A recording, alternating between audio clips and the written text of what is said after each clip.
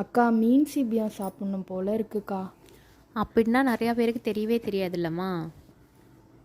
Burmese food தானே, செய்யுங்க தெரிஞ்சுப்பாங்க.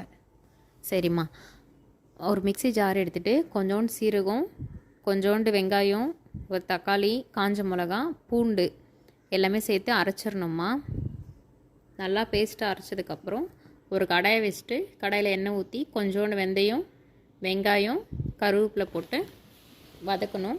அதில் மஞ்சத்தூள் கொஞ்சோண்டு, உப்பு கொஞ்சோண்டு போட்டு வதக்கிட்டு தக்காளி போட்டு வதக்கணும். தக்காளி வதங்கினதுக்கப்புறம் இந்த அரைச்ச பேஸ்ட்டு வந்து அதில் சேர்த்துடணுமா. சேர்த்து நல்லா வதக்கணும். அதை மிளகா ஸ்மெல் வந்து போகிற வரைக்கும் வதக்கணும். எண்ணெய் பிரிஞ்சு மேலே வரும். அந்த டைமில் வந்து வெறும் மிளகாத்தூள் கொஞ்சோண்டு அந்த கலருக்காக மட்டும் லைட்டாக சேர்த்தா போதும். அதை சேர்த்து வதக்கிட்டு அதில் கொஞ்சம் தண்ணி ஊற்றி மூடி வச்சுட்டு அந்த எண்ணெய் பிரிஞ்சு வந்ததுக்கப்புறமா மீன் அதில் போட்டு ஒரு 10 நிமிஷம் இருந்தால் போதுமா. கொத்தமல்லி தூவி விட்டு இறக்கிடலாம்.